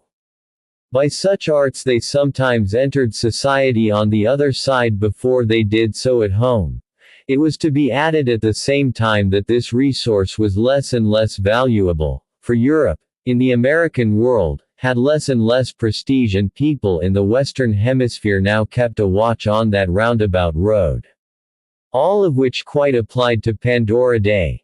The journey to Europe, the culture is exemplified in the books she read on the ship, the relegation, the effacement, of the family. The only thing that was exceptional was the rapidity of her march, for the jump she had taken since he left her in the hands of Mr. Lansing struck Vogelstein, even after he had made all allowance for the abnormal homogeneity of the American mass, as really considerable. It took all her cleverness to account for such things. When she moved from Utica, mobilized her commissariat, the battle appeared virtually to have been gained. Count Otto called the next day, and Mrs. Steuben's blackamoor informed him, in the communicative manner of his race, that the ladies had gone out to pay some visits and look at the capital. Pandora apparently had not hitherto examined this monument, and our young man wished he had known, the evening before, of her omission, so that he might have offered to be her initiator. There is too obvious a connection for us to fail of catching it between his regret and the fact that in leaving Mrs. Steuben's door he reminded himself that he wanted a good walk, and that he thereupon took his way along Pennsylvania Avenue. His walk had become fairly good by the time he reached the great white edifice that unfolds its repeated colonnades and uplifts its isolated dome at the end of a long vista of saloons and tobacco shops. He slowly climbed the great steps, hesitating a little, even wondering why he had come. The superficial reason was obvious enough, but there was a real one behind it that struck him as rather wanting in the solidity which should characterize the motives of an emissary of Prince Bismarck. The superficial reason was a belief that Mrs. Steuben would pay her visit first. It was probably only a question of leaving cards, and bring her young friend to the capital at the hour when the yellow afternoon light would give a tone to the blankness of its marble walls. The Capitol was a splendid building, but it was rather wanting in tone. Vogelstein's curiosity about Pandora Day had been much more quickened than checked by the revelations made to him in Mrs. Bonnycastle's drawing room. It was a relief to have the creature classified, but he had a desire, of which he had not been conscious before, to see really to the end how well, in other words how completely and artistically, a girl could make herself. His calculations had been just, and he had wandered about the rotunda for only 10 minutes, looking again at the paintings, commemorative of the national annals, which occupy its lower spaces, and at the simulated sculptures, so touchingly characteristic of early American taste, which adorn its upper reaches, when the charming women he had been counting on presented themselves in charge of a licensed guide. He went to meet them and didn't conceal from them that he had marked them for his very own. The encounter was happy on both sides, and he accompanied them through the queer and endless interior, through labyrinths of bleak bare development, into legislative and judicial halls. He thought it a hideous place. He had seen it all before and asked himself what senseless game he was playing. In the lower house were certain bedaubed walls, in the basest style of imitation, which made him feel faintly sick, not to speak of a lobby adorned with artless prints and photographs of eminent defunct congressmen that was all too serious for a joke and too comic for a Valhalla. But Pandora was greatly interested. She thought the Capitol very fine. It was easy to criticize the details, but as a whole it was the most impressive building she had ever seen. She proved a charming fellow tourist. She had constantly something to say, but never said it too much. It was impossible to drag in the wake of a cicerone less of a lengthening or an irritating chain. Vogelstein could see too that she wished to improve her mind. She looked at the historical pictures, at the uncanny statues of local worthies, presented by the different states. They were of different sizes, as if they had been numbered, in a shop. She asked questions of the guide and in the chamber of the Senate requested him to show her the chairs of the gentlemen from New York. She sat down in one of them, though Mrs. Steuben told her that senator she mistook the chair. Dropping into another state was a horrid old thing. Throughout the hour he spent with her, Vogelstein seemed to see how it was she had made herself. They walked about, afterwards on the splendid terrace that surrounds the Capitol, the Arlington, the raw-confused looking country. Washington was beneath them, bristling and geometrical. The long lines of its avenues seemed to stretch into national futures. Pandora asked Count Otto if he had ever been to Athens and, on his admitting so much, sought to know whether the eminence on which they stood didn't give him an idea of the Acropolis in its prime. Vogelstein deferred the satisfaction of this appeal to their next meeting. He was glad, in spite of the appeal, to make pretexts for seeing her again. He did so on the morrow. Mrs. Steuben's picnic was still 3 days distant. He called on Pandora a second time, also met her each evening in the Washington World. It took very little of this to remind him that he was forgetting both Mrs. Dangerfield's warnings and the admonitions long familiar to him, of his own conscience. Was he in peril of love? Was he to be sacrificed on the altar of the American girl, an altar at which those other poor fellows had poured out some of the bluest blood in Germany and he had himself taken oath he would never seriously worship? He decided that he wasn't in real danger, that he had rather clinched his precautions. It was true that a young person who had succeeded so well for herself might be a great help to her husband, but this diplomatic aspirant preferred on the whole that his success should be his own. It wouldn't please him to have the air of being pushed by his wife. Such a wife as that would wish to push him, and he could hardly admit to himself that this was what fate had in reserve for him. To be propelled in his career by a young lady who would perhaps attempt to talk to the Kaiser as he had heard her the other night talk to the President. Would she consent to discontinue relations with her family, or would she wish still to borrow plastic relief from that domestic background? That her family was so impossible was to a certain extent an advantage, for if they had been a little better the question of a rupture would be less easy. He turned over these questions in spite of his security, or perhaps indeed because of it. The security made them speculative and disinterested. They haunted him during the excursion to Mount Vernon, which took place according to traditions long established. Mrs. Steuben's confederates assembled on the steamer and were set afloat on the big brown stream which had already seemed to our special traveler to have too much bosom and too little bank. Here and there, however, he became conscious of a shore where there was something to look at, even though conscious at the same time that he had of old lost great opportunities of an idyllic cast in not having managed to be more thrown with a certain young lady on the deck of the North German Lloyd. The two turned round together to hang over Alexandria, which for Pandora, as she declared, was a picture of old Virginia. She told Vogelstein that she was always hearing about it during the Civil War, ages before. Little girl as she had been at the time, she remembered all the names that were on people's lips during those years of reiteration. This historic spot had a touch of the romance of rich decay, a reference to older things, to a dramatic past.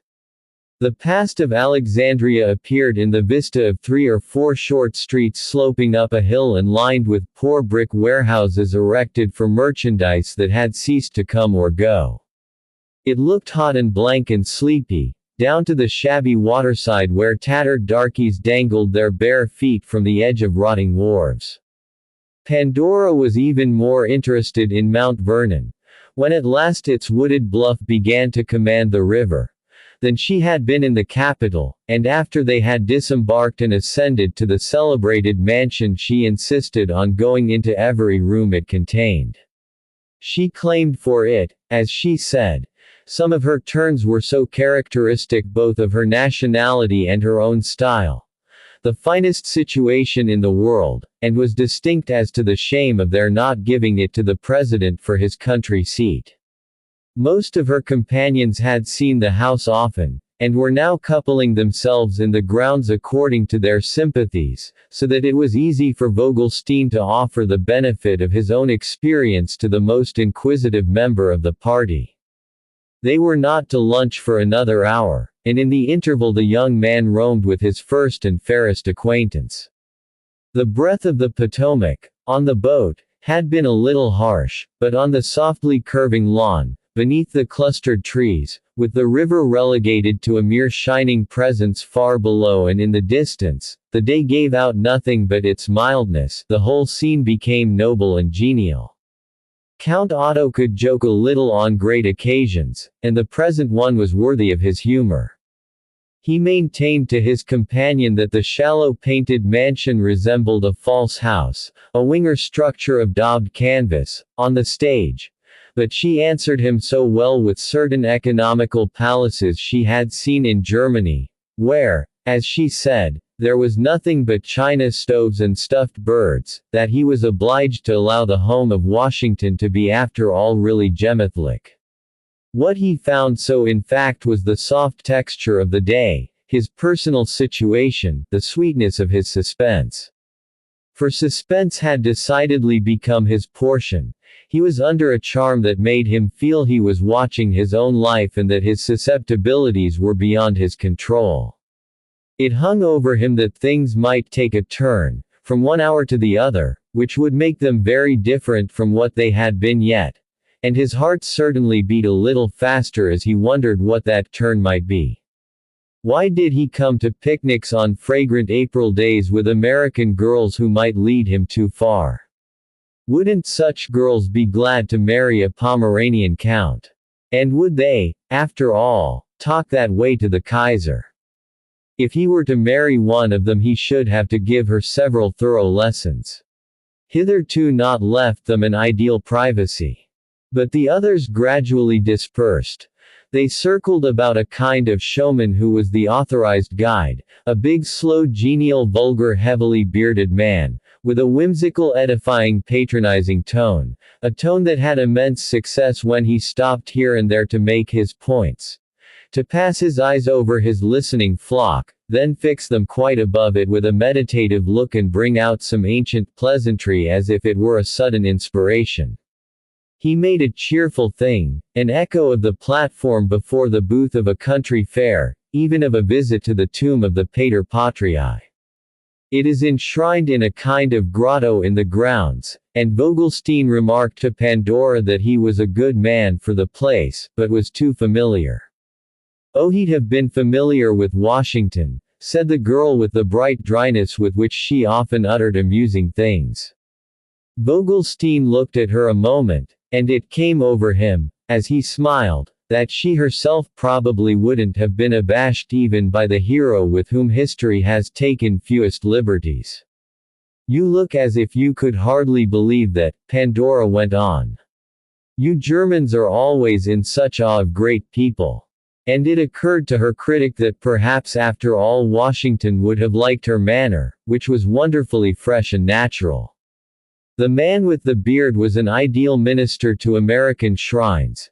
He played on the curiosity of his little band with the touch of a master, drawing them at the right moment away to see the classic ice house where the old lady had been found weeping in the belief it was Washington's grave. While this monument was under inspection, our interesting couple had the house to themselves, and they spent some time on a pretty terrace where certain windows of the second floor opened. A little roofless veranda which overhung, in a manner, obliquely, all the magnificence of the view. The immense sweep of the river, the artistic plantations, the last-century garden with its big box hedges and remains of old espaliers. They lingered here for nearly half an hour, and it was in this retirement that Vogelstein enjoyed the only approach to intimate conversation appointed for him, as was to appear, with a young woman in whom he had been unable to persuade himself that he was not absorbed. It's not necessary, and it's not possible, that I should reproduce this colloquy, but I may mention that it began, as they leaned against the parapet of the terrace and heard the cheerful voice of the showman wafted up to them from a distance, with his saying to her rather abruptly that he couldn't make out why they hadn't had more talk together when they crossed the Atlantic. "Well, I can if you can't," said Pandora. "I'd have talked quick enough if you had spoken to me. I spoke to you first." "Yes," he feigned a vagueness. "To Mrs. Dangerfield. That woman you were always sitting with. She told you not to speak to me. I've seen her in New York. She speaks to me now herself. She recommended you to have nothing to do with me. Oh, how can you say such dreadful things?" Count Otto cried with a very becoming blush. "You know you can't deny it. You weren't attracted by my family. They're charming people when you know them. I don't have a better time anywhere than I have at home," the girl went on loyally. "But what does it matter? My family are very happy. They're getting quite used to New York. Mrs. Dangerfield's a vulgar wretch. Next winter she'll call on me. You are unlike any Mädchen I've ever seen." "I don't understand you," said poor Vogelstein with the color still in his face. "Well, you never will understand me, probably, but what difference does it make?" He attempted to tell her what difference, but I've no space to follow him here. It's known that when the German mind attempts to explain things it doesn't always reduce them to simplicity, and Pandora was first mystified, then amused, by some of the Count's revelations. At last I think she was a little frightened, for she remarked irrelevantly, with some decision, that luncheon would be ready and that they ought to join Mrs. Steuben. Her companion walked slowly, on purpose, as they left the house together, for he knew the pang of a vague sense that he was losing her. "And shall you be in Washington many days yet?" he appealed as they went. "It will all depend. I'm expecting important news. What I shall do will be influenced by that." The way she talked about expecting news, and important, made him feel somehow that she had a career, that she was active and independent, so that he could scarcely hope to stop her as she passed. It was certainly true that he had never seen any girl like her. It would have occurred to him that the news she was expecting might have reference to the favor she had begged of the president, if he hadn't already made up his mind. In the calm of meditation after that talk with the bonny, respectful attentions. As many as you like, and as respectful ones, but you won't keep them up forever. "You try to torment me," said Count Otto. She waited to explain. "I mean that I may have some of my family. I shall be delighted to see them again." Again she just hung fire. "There are some you've never seen." In the afternoon, returning to Washington on the steamer, Vogelstein received a warning. It came from Mrs. Bonnycastle and constituted, oddly enough, the second juncture at which an officious female friend had, while sociably afloat with him, advised him on the subject of Pandora Day. "There's one thing we forgot to tell you the other night about the self-made girl," said the lady of infinite mirth. "It's never safe to fix your affections on her, because she has almost always an impediment somewhere in the background." He looked at her askance, but smiled and said, "I should understand your information, for which I'm so much obliged, a little better if I knew what you mean by an impediment." "Oh, I mean she's always engaged to some young man who belongs to her earlier phase." Her earlier phase. The time before she had made herself. When she lived unconscious of her powers. "A young man from Utica, say. They usually have to wait. He's probably in a store. It's a long engagement." Count Otto somehow preferred to understand as little as possible. "Do you mean a betrothal? To take effect?" "I don't mean anything German and moonstruck. I mean that piece of peculiarly American enterprise, a premature engagement. To take effect, but too complacently, at the end of time." Vogelstein very properly reflected that it was no use his having entered the diplomatic career if he weren't moreover the justice to believe that she wouldn't have approached the question with such levity if she had supposed she should make him wince. The whole thing was, like everything else, but for her to laugh at, and the betrayal moreover of a good intention. I see. The self-made girl has of course always had a past." "Yes, and the young man in the store, from Utica, is part of her past." "You express it perfectly," said Mrs. Bonnycastle. "I couldn't say it better myself. But with her present, with her future, when they change like this, young ladies, I suppose everything else changes." "How do you say it in America?" "She lets him slide. We don't say it at all," Mrs. Bonnycastle cried. "She does nothing of the sort, for what do you take her? She sticks to him. That at least is what we expect her to do," she added with less assurance. "As I tell you, the type's new and the case under consideration. We haven't yet had time for complete study." "Oh, of course I hope she sticks to him," Vogelstein declared simply and with his German accent more audible, as it always was when he was slightly agitated. For the rest of the trip he was rather restless. He wandered about the boat, talking little with the returning picnickers. Toward the last, as they drew near Washington and the white dome of the Capitol hung aloft before them, looking as simple as a suspended snowball, he found himself, on the deck, in proximity to Mrs. Steuben. He reproached himself with having rather neglected her during an entertainment for which he was indebted to her bounty, and he sought to repair his omission by a proper deference. But the only act of homage that occurred to him was to ask her as by chance whether Miss Day were, to her knowledge, engaged.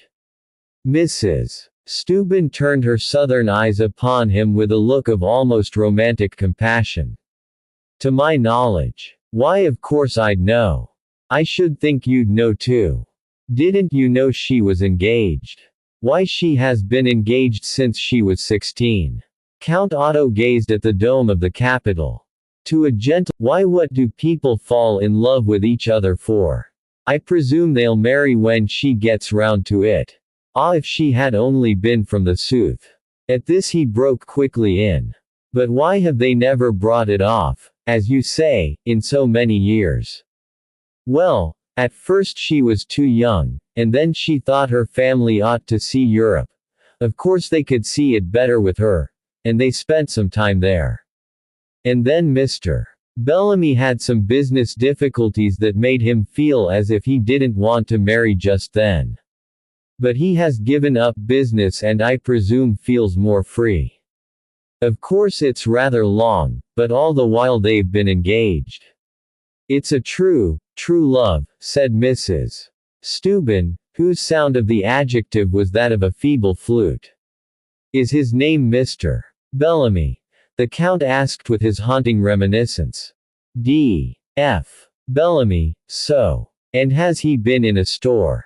I don't know what kind of business it was. It was some kind of business in Utica. I think he had a branch in New York. He's one of the leading gentlemen of Utica and very highly educated.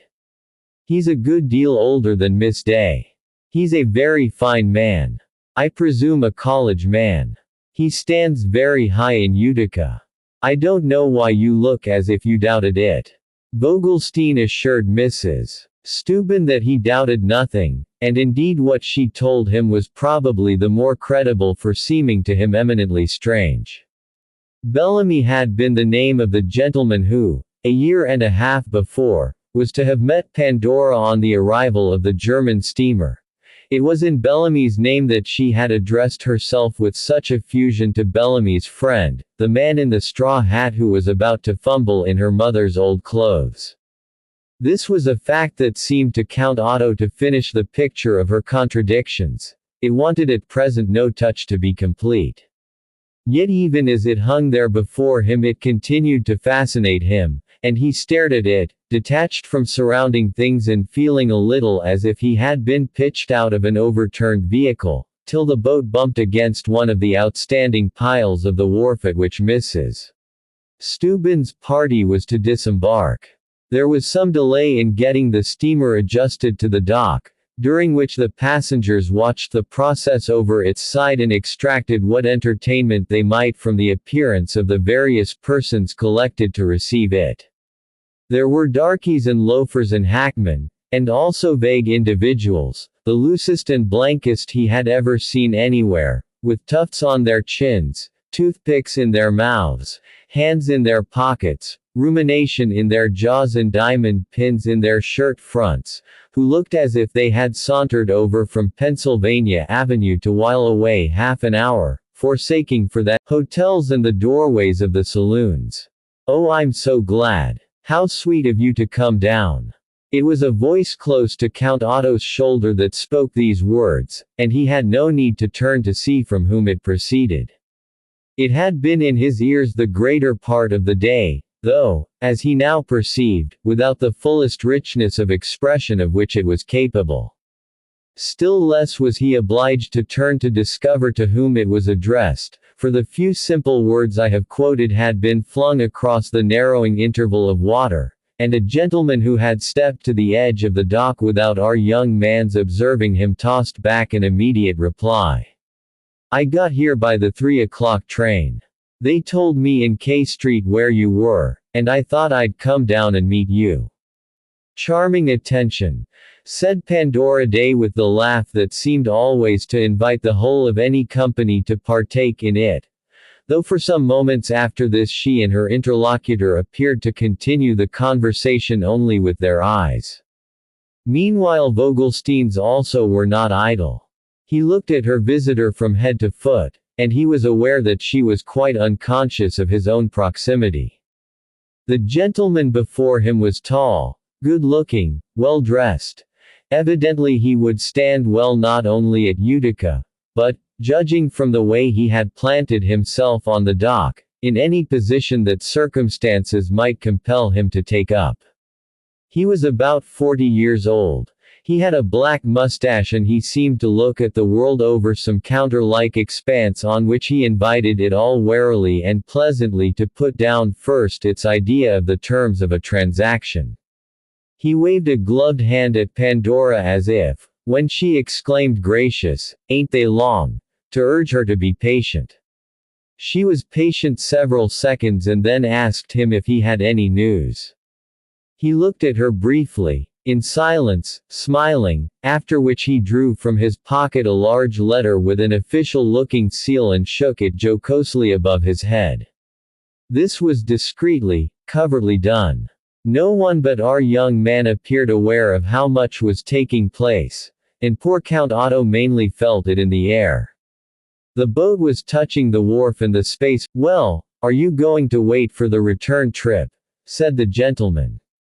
Our silent sufferer turned away, and presently Mrs. Steuben and her companion disembarked together. When this lady entered a carriage with Miss Day, the gentleman who had spoken to the girl followed them. The others scattered, and Vogelstein, declining with thanks a lift from Mrs. Bonnycastle, walked home alone and in some intensity of meditation. 2 days later he saw in a newspaper an announcement that the president had offered the post of minister to Holland to Mr. D. F. Bellamy of Utica, and in the course of a month he heard from Mrs. Steuben that Pandora, 1,000 other duties performed, had finally got round to the altar of her own nuptials. He communicated this news to Mrs. Bonnycastle, who had not heard it but who, shrieking at the queer face he showed her, met it with the remark that there was now ground for a new induction as to the self-made girl. Like this book. For more free e-books visit freetutorial.com.